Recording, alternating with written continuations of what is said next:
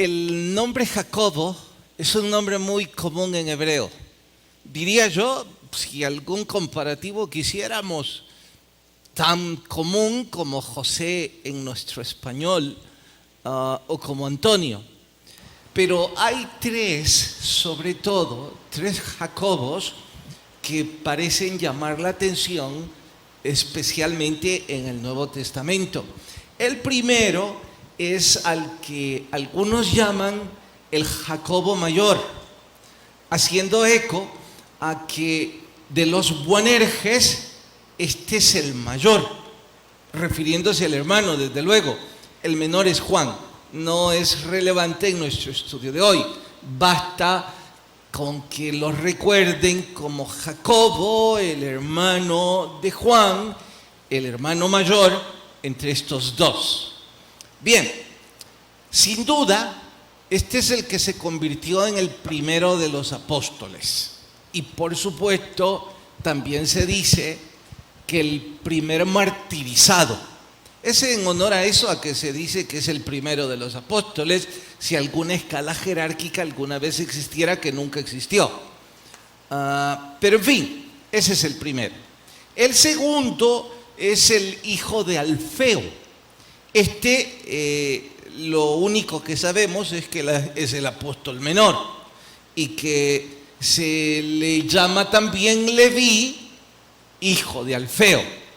No hay mayores referencias respecto a él.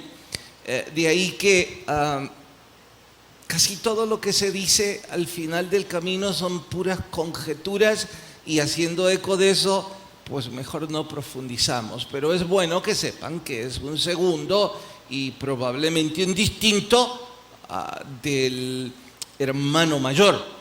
Y el tercero es el medio hermano de nuestro Señor.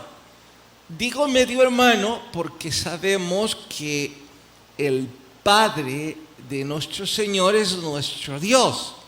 En este caso es medio hermano porque obviamente Jacobo, el medio hermano del Señor Jesús, fue hijo de José y María. Este es el tercero. Y como dato curioso, deben saber que también se postuló en un principio como enemigo de la doctrina de nuestro Señor. Sí, estoy diciendo que la oposición directa nació en el hogar del Señor. Su hermano, si no rayaba al ateísmo, sí rayaba a la oposición directa del ministerio de nuestro Señor. Ahora, hemos conocido a esos tres Jacobos, ¿verdad? Jacobo el mayor, Jacobo el menor, y a este último como Jacobo el justo. Y vos acabás de decir que Jacobo el justo, medio hermano de Jesús, también era conocido porque fue un enemigo del ministerio de Jesús. En realidad lo encontramos en los evangelios pidiéndole a Jesús que se detuviera. Los hermanos y la madre de Jesús fueron donde Jesús estaba predicando y abiertamente delante de todos le dijeron: Jesús, para, deja de hacer lo que estás haciendo. Incluso los discípulos fueron a buscarle y le dijeron: Jesús, tu familia está aquí y están pidiendo que pares. Y ahí es donde Jesús inmortaliza aquella frase que ustedes han escuchado: ¿quiénes son mis hermanos y mis hermanas? Sino aquellos que hacen la voluntad del que me envió. Los encontramos siendo enemigos del ministerio de Jesús. Ahora, no queremos defenderlos, pero es importante que ustedes y yo conozcamos el trasfondo de las actitudes de esta familia. Y el trasfondo de estas actitudes es que, bueno, vamos a empezar con la niñez de Jacobo. José murió joven. Se cree que José murió cuando Jesús tenía alrededor de 15 o de 10 a 15 años. Entonces, no duró tanto tiempo como patriarca de la familia, como líder.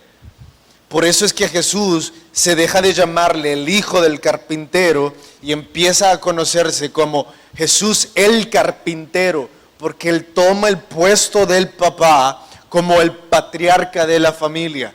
Entonces, en la vida de Jacobo, el justo, Jesús tomó un rol paternal durante mucho tiempo. Los 30 años que Jesús vivió antes de hacer ministerio, se dedicó a cuidar a su familia, a ser un padre incluso para Jacobo. Y un día, de la nada, Jesús se va, los deja solos. ¿Quién sabe cuántos años tenía Jacobo? Si 25 o 20, no importa. Lo importante es que lo dejó. Y Jacobo no podía entender eso.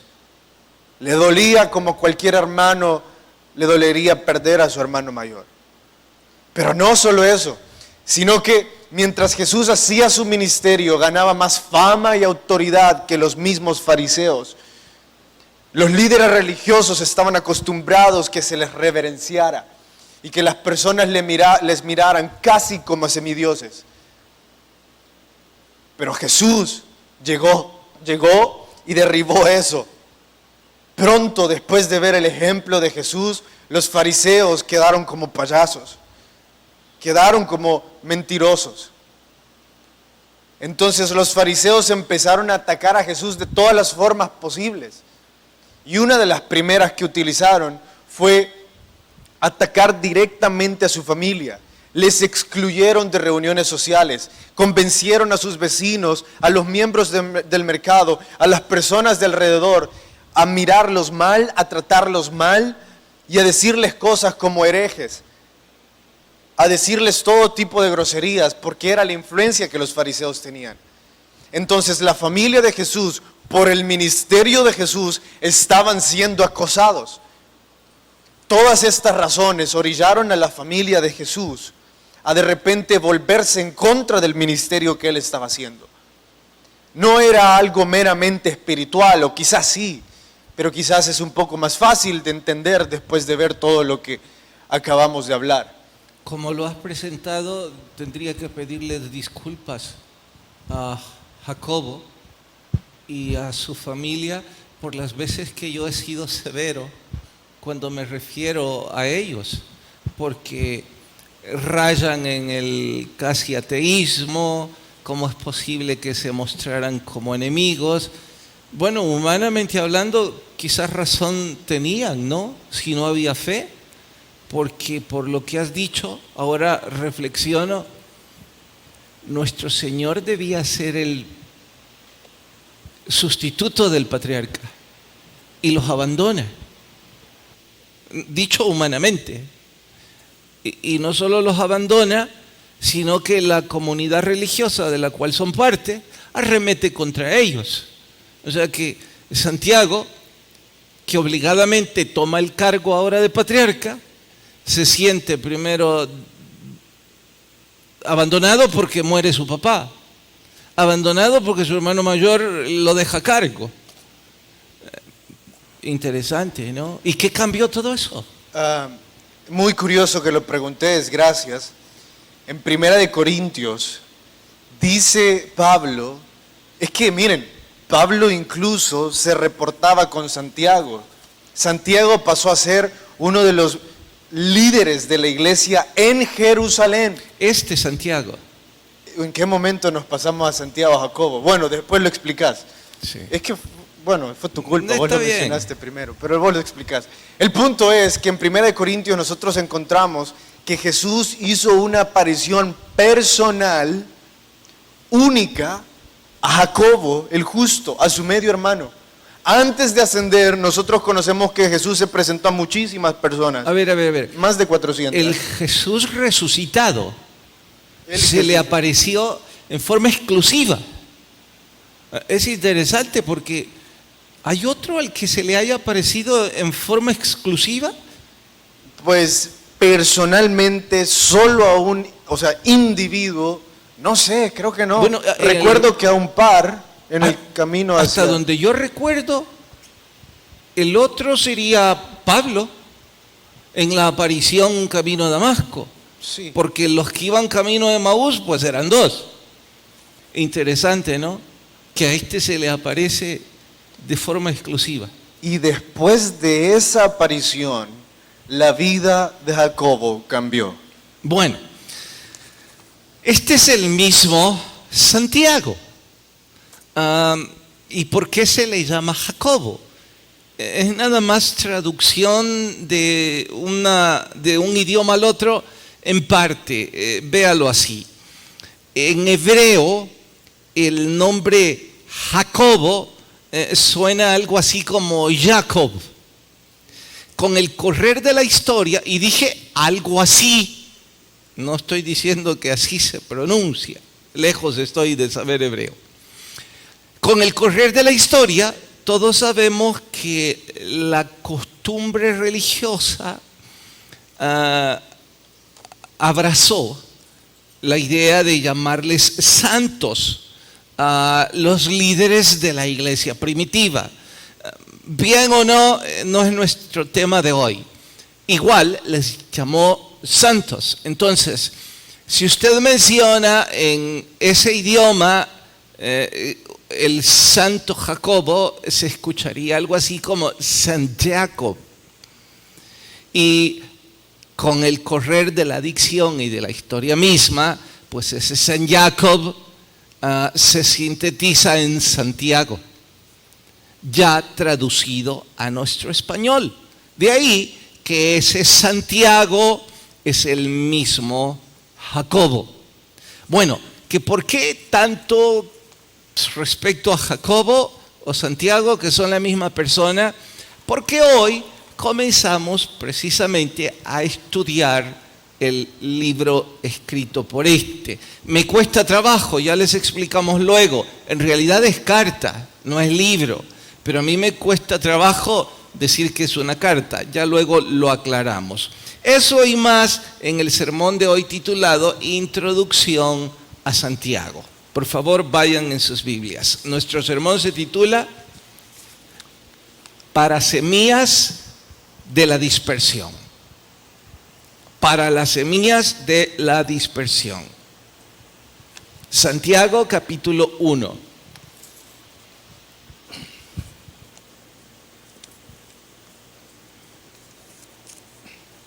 ¿Me podrían decir un amén cuando lo han encontrado? Gracias. Bueno, entonces empezamos en el verso 1. Santiago, siervo de Dios y del Señor Jesucristo. Noten, del Señor Jesucristo. A las 12 tribus que están en la dispersión. Salud.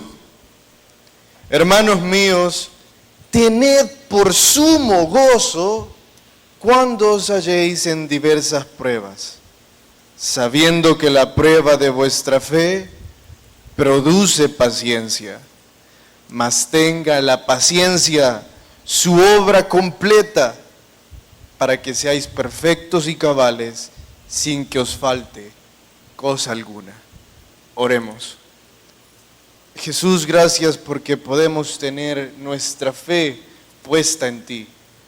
Y tú dijiste, nuestro Señor, de que en este mundo tendremos aflicción, pero hoy podemos descansar sabiendo de que toda esa aflicción que nosotros pasemos va a producir algo mucho mejor en nosotros. En tu nombre hemos orado. Amén y amén. Amén. En la época novotestamentaria, el título apóstol no era protagónico. En realidad, era un título que significaba lo que se traduce. Un enviado, un siervo, alguien consagrado a la servidumbre. No como hoy, lamentablemente, que anuncia protagonismo. Pero en fin, no es nuestra temática. Lo que sí es punto de honor es comentar que Santiago no reclama el apostolado. En su defecto, con total humildad, ni siquiera se refiere a ello. Es decir, su tratado o su carta no reclama autoría, no reclama un título, simplemente hace eco a sus destinatarios. ¿Cuáles son? Las 12 tribus en la dispersión. Bueno, pastor, eso es elocuencia. Ya sabemos que las 12 tribus en la dispersión es el pueblo de Israel, finalmente. Sí, dicho en forma sintetizada, sí, sin embargo, hay algo por debajo de la letra. El vocablo que ocupa para dispersión, interesantemente, es semillas dispersas. ¿Y por qué llama la atención que son semillas dispersas? Bueno, está haciendo eco, obviamente, al acto de sembrar. Y aquí les explico por qué a mí no me gusta llamarle carta. Cartas son las escritas por Pablo, las escritas por Juan, aun cuando en todas ellas hay temas de exhortación y de liderazgo. Todas ellas parecen salir del corazón de un evangelista. En este caso, más parecen salir las letras del corazón de un pastor local, cuyo propósito es exhortar a un rebaño disperso e inmaduro. Es que cuando se refiere a semillas dispersas, es precisamente ¿qué cosa? Sí, está hablando, cuando nosotros lo vemos así, vemos que está hablando de inmadurez, porque una semilla sigue en ese estado porque no ha germinado, no es una planta, no está produciendo fruto, sigue siendo una semilla que no ha alcanzado la madurez de su naturaleza. Perdón, ya debió haber germinado entonces y no ha germinado. Exacto. De ahí lo de carta exhortativa.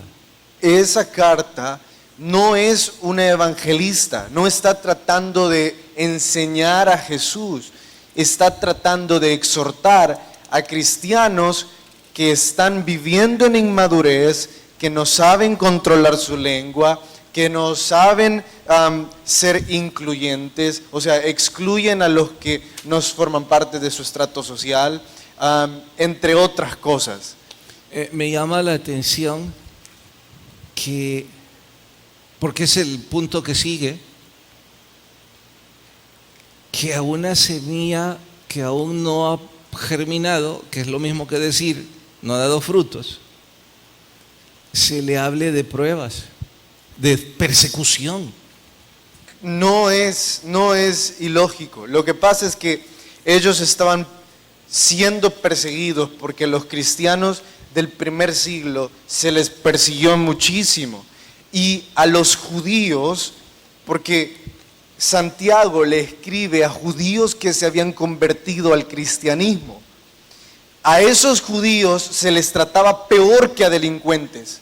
Se les veía peor que delincuentes, se les decía herejes, los desheredaban, las familias se avergonzaban de ellos, los echaban de la casa.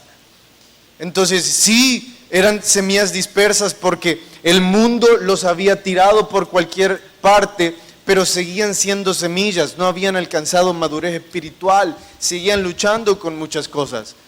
Entonces por eso ocupa esa palabra dispersión, pero la pregunta fue, ¿verdad? ¿Por qué una semilla pasa persecución? Pero quizás ahí es donde nos perdemos y no logramos abrazar el significado de dispersión. Así, a quemarropa. Cuando escuchás hablar de persecución al pueblo judío, en una sola palabra, ¿qué responderías? Si fuera tiro al plato, seguramente dirías genocidio, nazis, sí. El gueto ruso. Sí. Igual yo, porque pensamos que el pueblo judío ha sido perseguido innumerables de veces en la historia, pero este no es el caso. Acaba Talo de recordarnos, está siendo perseguido únicamente los judíos cristianos. Y por ello están dispersos. Por ello están huyendo. Y el caso es que, según Jacobo o según Santiago, estos ya deberían haber dado fruto. Pero en lugar de haber dado fruto, están como semillas dispersas. Wow, a cualquiera se le ocurre, estoy pensando como pastor, Talo, que si de pronto sufriéramos persecución, que bendito Dios no la estamos pasando, al menos en El Salvador, y quiera Dios que así se mantenga hasta que mis nietos vivan. No es ninguna fantasía reprimida, Quiera Dios que así quede. ¿No te parece que como pastor sería un poco cruel de mi parte si están sufriendo persecución, si yo soy el pastor, ellos huyendo por aquí y por allá, les escribo y casi de forma grosera, no fue grosero, pero sí severo, les digo semillas dispersas? Hubiera sido mejor, bueno, ¿para qué pienso? Esto era lo mejor porque el Espíritu Santo lo estaba guiando. Ahora, entendamos pues este asunto de semillas dispersas y del primer verso. ¿Lo lees, por favor, el verso 2? Capítulo 1, versículo 2. Vean el primer tema del que les habla. Hermanos míos, tened por sumo gozo cuando os halléis en diversas pruebas. Wow, tened por sumo gozo las pruebas.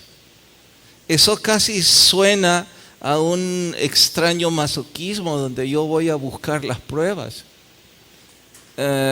Pero es interesante que ese tener se traduce a nuestro español como evaluar, reflexionar. Que cuando las pruebas vienen, tienen un propósito y el resultado es lo que ustedes deben tener por sumo gozo. Cierto que está siendo severo, pero no grosero. Les está diciendo, ya deberían haber dado fruto, pero no lo están dando. Deben saber que el dolor que están pasando les haga reflexionar de que es para sumo gozo, no para renegar por él. Y ahí es donde cualquiera diría, pero ¿quién va a sentir gozo en medio de la aflicción?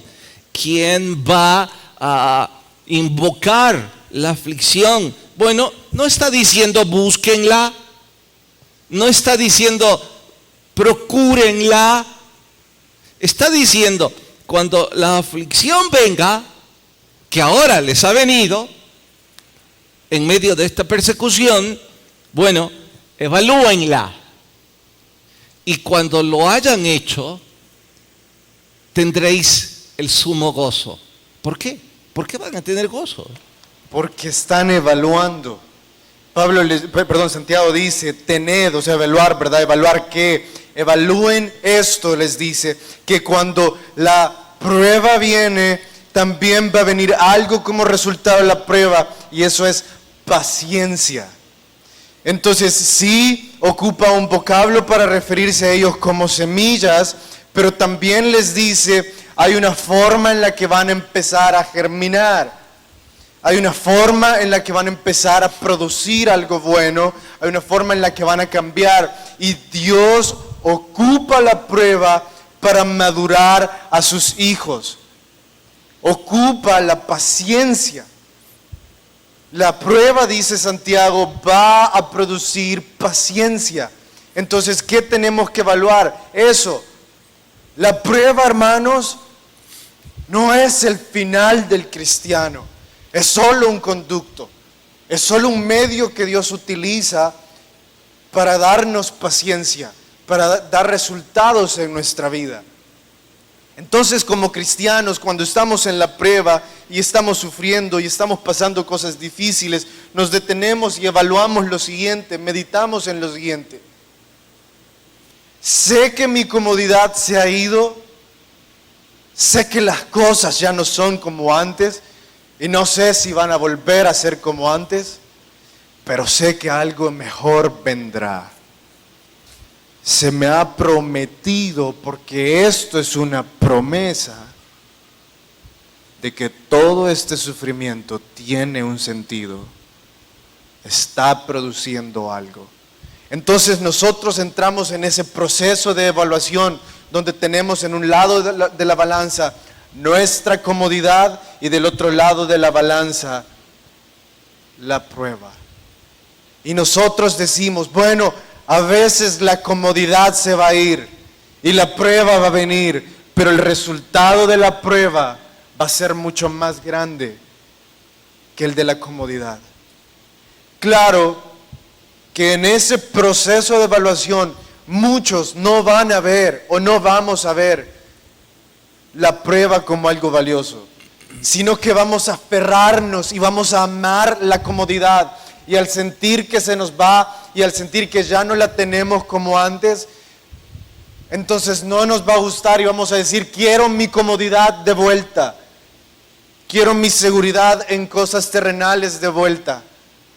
Y en ese momento es donde Santiago nos dice otra vez, no hagan eso, tengan por sumo gozo, evalúense y desen cuenta del gozo que hay en que la prueba, cuando usted y yo estamos agarrados de la mano del Señor, está produciendo algo más valioso que la comodidad que estamos perdiendo.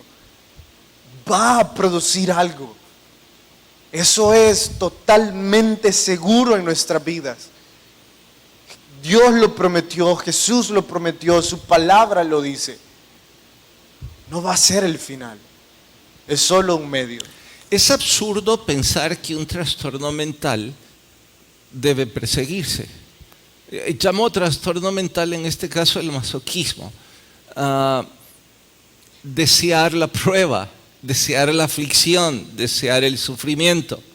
Sería como decirles a todos los que ahora están pasando un momento aflictivo, wow, invóquenlo, lo necesitamos. No, Él no está diciendo eso. Él está diciendo que lo que debemos invocar al final del camino en esta circunstancia sería la virtud. ¿Cuál es la virtud? La paciencia.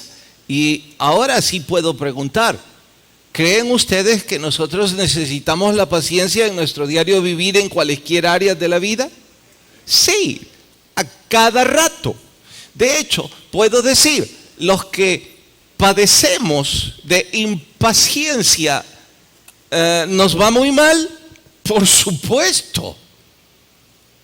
Nos arruinamos el día o la vida misma por nuestros actos impulsivos, por nuestras palabras, por nuestras necias reacciones, por falta de paciencia. 100 veces, al menos yo, me he dicho, si tan solo hubiese esperado, si tan solo hubiese callado, si tan solo habría esperado a que entre ellos resolvieran.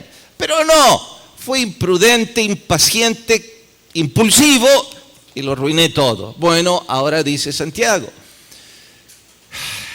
ustedes están a punto de arruinar todo.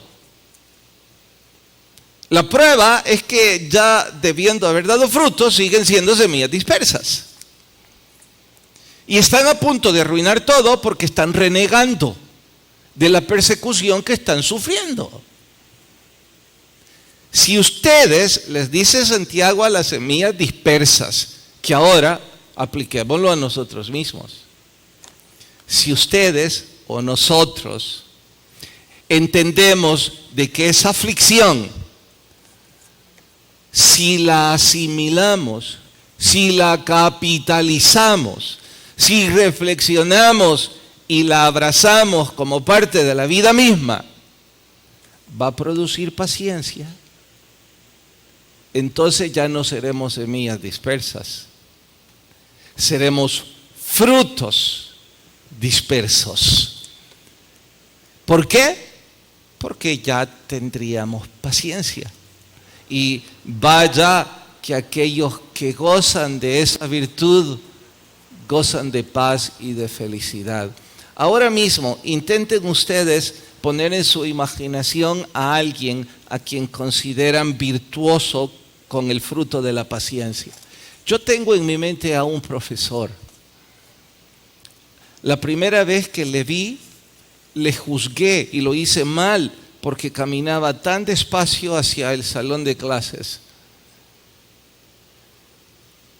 Después, al escucharle su cátedra, dije, a lo mejor mi juicio está equivocado porque escuché mucha sabiduría de su boca. Pero más fue mi sorpresa cuando en un evento deportivo le vi jugar. Era rapidísimo. Así que tuve la oportunidad de una de esas tardes platicar con él, y sin él saber que el Señor lo iba a usar para darme una lección, yo le pregunté: profe, ¿por qué su caminar y su hablar es tan reflexivo, tan lento? Él sonrió y me dijo: cuando se ha sufrido en la vida, no tenés otra alternativa. Yo quería saber de qué sufrimiento hablaba. Y no sé si él tenía principios espirituales, porque era un catedrático en la universidad. No hubo tiempo. Parece ser que esas aflicciones le hicieron ir despacio por la vida. Le hicieron ser carismático, reflexivo, no impulsivo. Wow, al menos yo, ¿cuánto necesito eso en mi actuar como esposo? Porque no se imaginan cómo me equivoco. En mi actuar como coordinador de las personas que trabajan conmigo, o en mi actuar en los negocios. Son tantas las veces que me frustro y me siento tan mal, pero tan mal. No por mi pensamiento, sino por mi reacción. Y siempre es la impaciencia la que me traiciona. Así es que soy una semilla dispersa que ahora está siendo fuertemente exhortada, y el Espíritu Santo me está diciendo: mira, ese problema que tenés en los negocios, con tu familia, con tus hijos, con las personas que trabajan con vos, con tus clientes o con tus proveedores o tus jefes, tienen como propósito enseñarte paciencia. Lejos de rebelarte y negarte, tenela como sumo gozo. Vaya cambio, ¿eh? Sí, y así a quemarropa, como vos me decís a mí, ¿verdad? Pero el que tiene el derecho de piso soy yo, que conste. Dale. ¿Cómo se aprende paciencia? Sufriendo. Esa es la única forma, ¿verdad? No hay otra. Es que solo los que han sufrido han adquirido paciencia. Porque mira, el vocablo paciencia también se usa para describir la calidad o la naturaleza de la materia, de la capacidad de resistir algo. Ese vocablo que utilizó Santiago ahí también se ocupa para describir la calidad de resistir de la materia, entonces capacidad de pasar por pruebas. Pero la única forma de saber la calidad de algo, de saber que realmente es oro, que realmente es un diamante, es si pasa por pruebas. Y una vez ha pasado la prueba, una vez ha mostrado su calidad, entonces dice Santiago, no solo la prueba produce paciencia, sino que la paciencia también produce algo. Hay un constante crecimiento, verso 4. Dice el verso 4, mas tenga la paciencia su obra completa, para que seáis perfectos y cabales, sin que os falte cosa alguna. Noten esto. ¿Cómo se ve una semilla completa, viejo? ¿Cómo se ve una semilla completa? En su naturaleza completada. ¿Estás hablando de un microscopio o qué? No, no. ¿Cómo termina la obra de una semilla? Oh, solo cuando ves el fruto. Exacto. Entonces, Santiago está diciendo ahí, es tiempo de que sean completados en la obra de la paciencia, es tiempo que el Espíritu Santo complete la obra que está haciendo en ustedes. La prueba está produciendo paciencia, la paciencia va a completar todas las áreas en las que están careciendo. Y dice ahí, perfectos y cabales, a lo que Santiago se está refiriendo es a madurez. Ya no semillas, ahora un árbol maduro que produce frutos, que ya no lucha con las cosas que luchó ayer, que es diferente, que está siendo transformado. La madurez va a alcanzarnos, va a venir mientras nosotros estamos en esas pruebas. Entonces, miren la hermosura de esto, de cómo empieza. Sí, ustedes están luchando como semillas, como ves en la fe, pero ¿saben algo? La persecución que están pasando por su familia, por la sociedad, pronto va a llevarles a una madurez espiritual, donde incluso serán un ejemplo para otros, donde todo lo que alguna vez les faltó, estarán gozando de ellos, porque la paciencia estará obrando en sus vidas. Dios me perdone por esta ilustración que voy a hacer, pero me tiene boquiabierto el pensarlo. Es decir, Dios me perdone si es impropia o imprudente. Recreemos una escena y en una especie de drama, ocupá por un rato el calzado del Señor Jesús. Yo voy a usar el calzado de Santiago. Debería ser al revés porque yo soy mayor, pero la idea es la ilustración. Mucho mayor. Ok. Suponete que tengo... ¿Cuántos años debieron llevarse? 5, mucho, ¿verdad? Quizás 5 o 10. Digamos 5.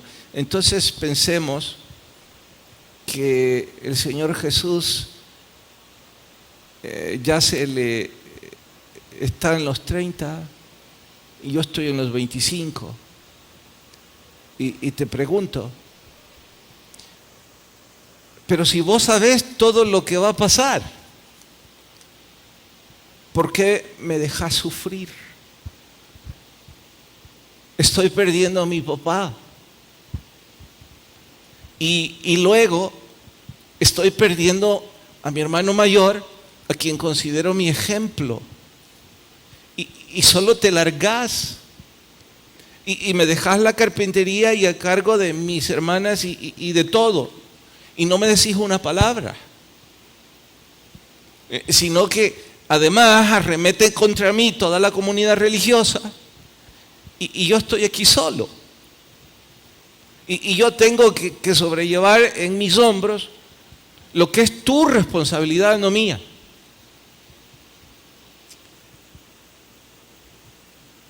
Y para colmo, como hermano mayor, cerrás la boca y te largás. No me decís una palabra. Bueno, yo no sé si sucedió esa escena. Creo que sucedió.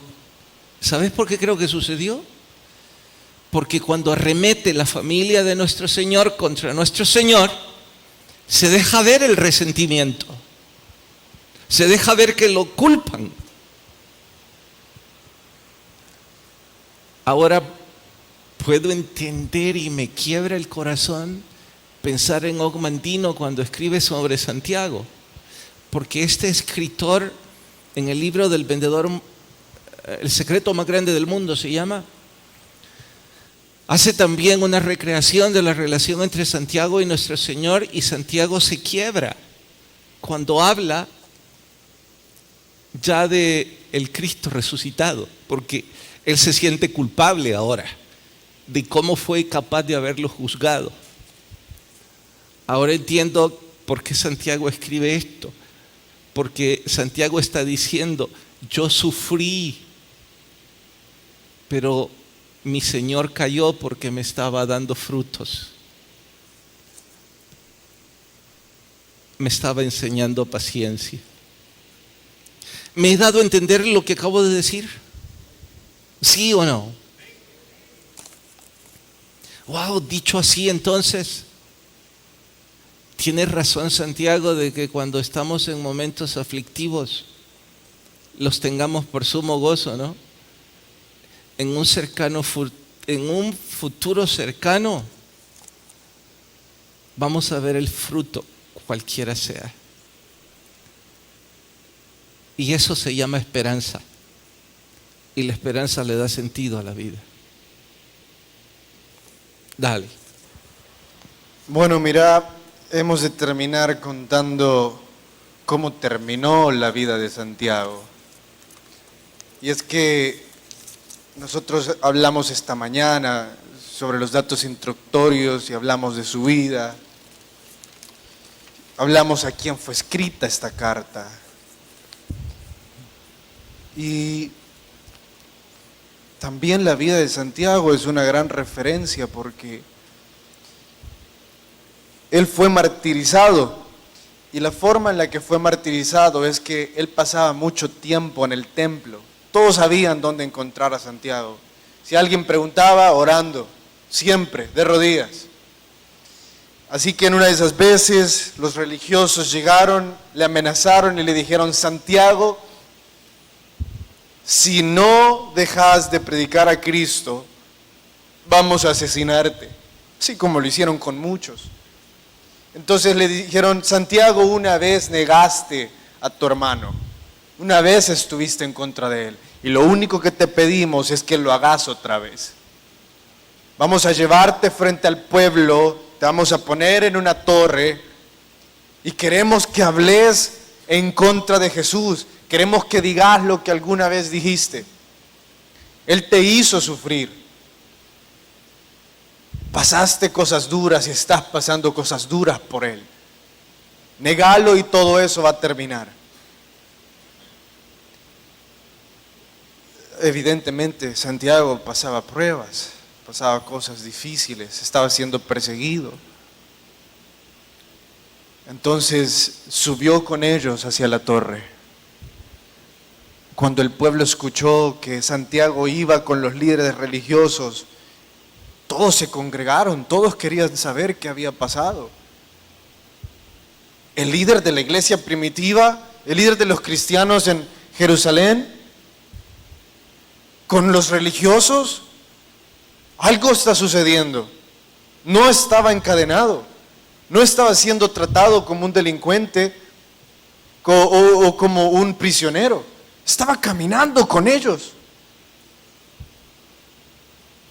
Subió hacia lo más alto de esa torre y ahí le dijeron los religiosos, es tiempo que hables. Y cuando Santiago abrió su boca, empezó a proclamar a Cristo como el Hijo de Dios. Empezó a proclamar que Jesús resucitó. empezó a proclamar todas las verdades que escribió en su libro. Y cuando eso sucedió, los líderes religiosos lo tiraron de la torre. Cuando cayó, no murió y siguió predicando. Entonces los líderes motivaron a la turba a lanzarle piedras. Y mientras lanzaban piedras, Josefo recita que Santiago dijo las palabras que su hermano mayor alguna vez dijo: Padre, perdónalos, porque no saben lo que hacen. Santiago empezó a producir, incluso mientras estaba siendo apedreado. Hermanos, la prueba siempre es difícil. Nadie quiere el sufrimiento. Pero Jesús resucitó. Y si Él venció la muerte, Él es capaz de sacar cualquier bondad de cualquier sufrimiento. Así como lo hizo de su muerte, que por ella todos alcanzamos salvación. Oremos.